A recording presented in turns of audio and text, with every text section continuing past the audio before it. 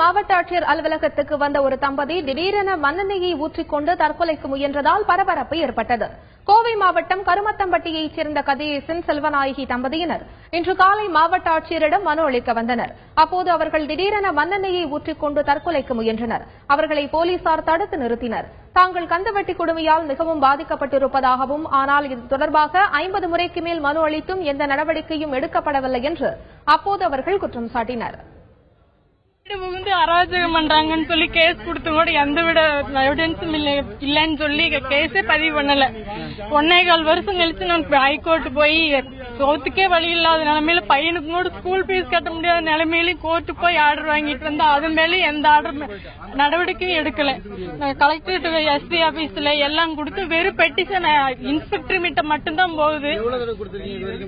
50 petition கொடுத்திருக்கு இது நாள் வரைக்கும். எல்லா அதிகாரிகளுக்கும் மணிகாரிலிருந்து கொடுத்திருக்கு.